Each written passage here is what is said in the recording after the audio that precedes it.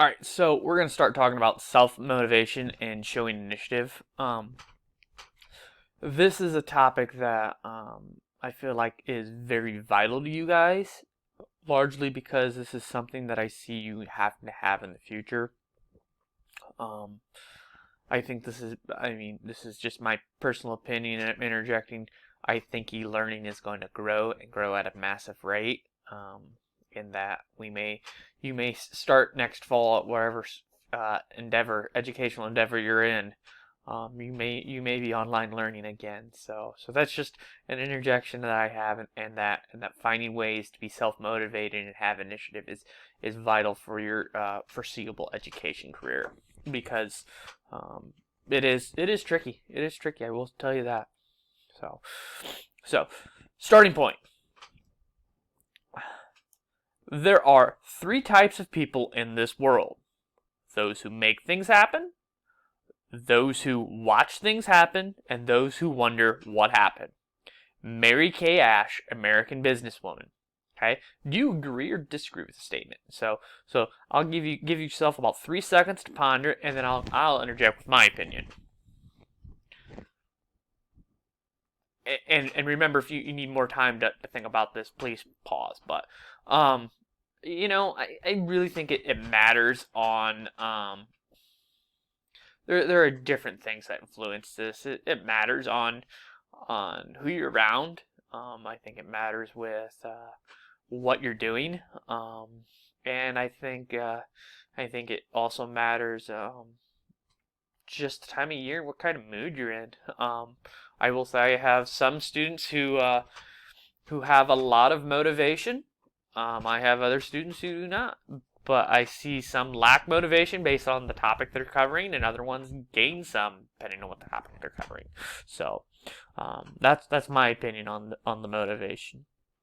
So here's a little scenario that we're going to use, and we're going to use multiple times within this presentation. So we may reference back to this in a little bit. So John was attending a program meeting with 12 other individuals in his department. The supervisor was leading the meeting and asked for a volunteer to lead a committee to review the performance assessment tool that they currently evaluated employees with. In his former position, John had served on a similar committee. However, before John had decided to volunteer, Patricia had already volunteered. Patricia was a new employee with no prior experience in this area, but she was willing to learn.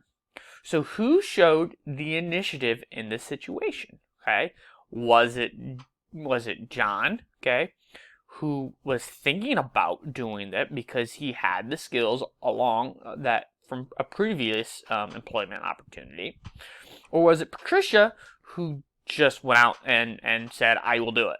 So, that's a question that I would ponder and would think about moving forward.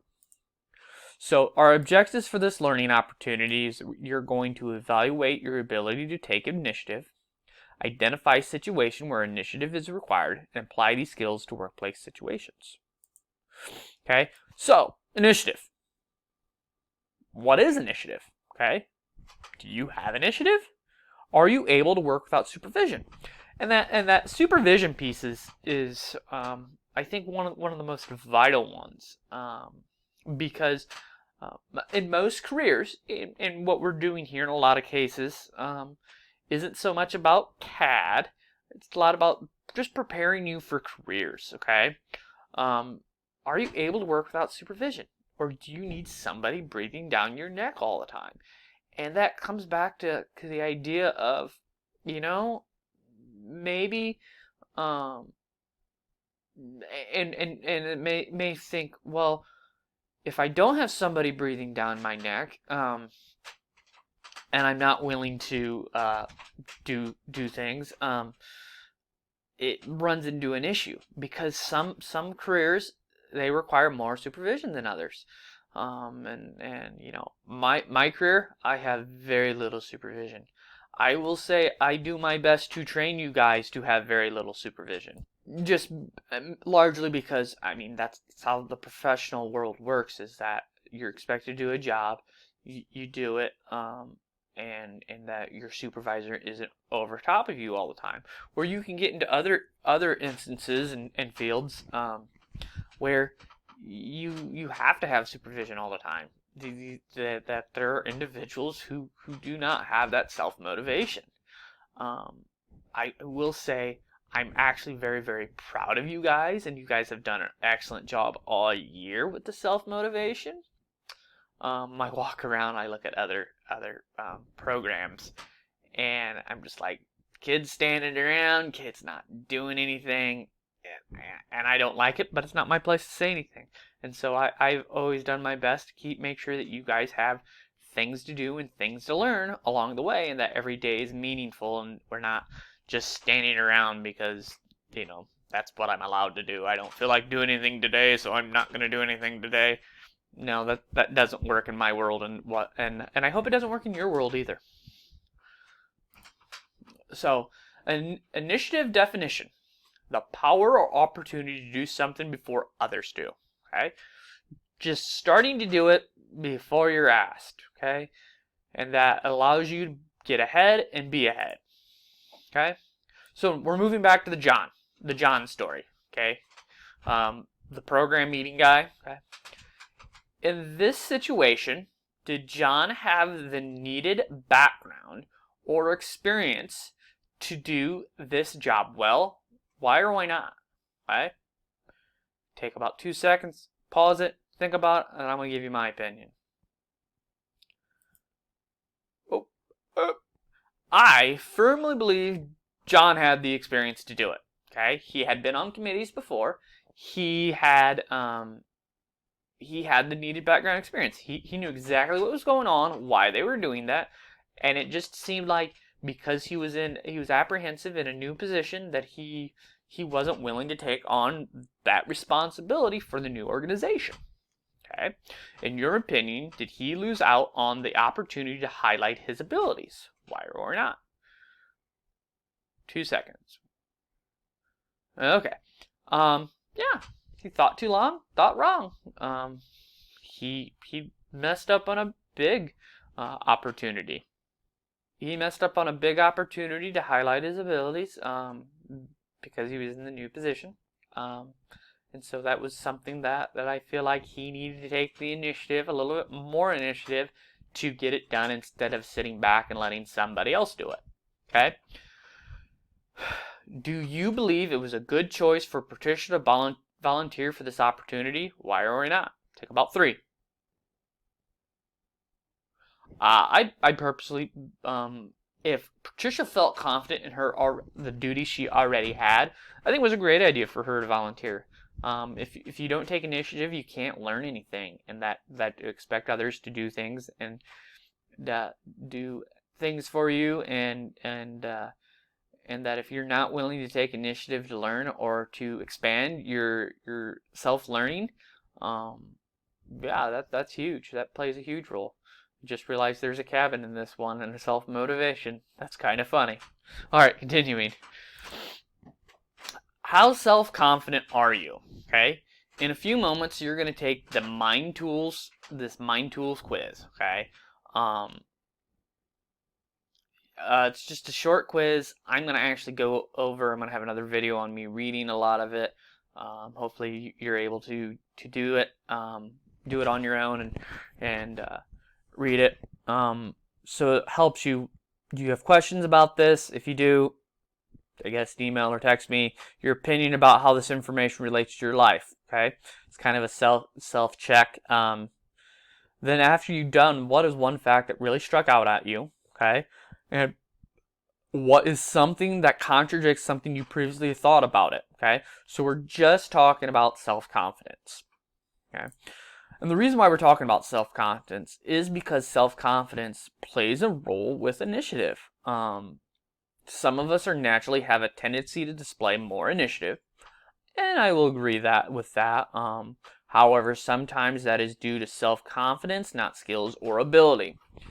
I will continue to say that initiative, and there are a lot of things that go into initiative that really stand out. I will say one thing that I really do feel like helps with initiative is the order that in which you were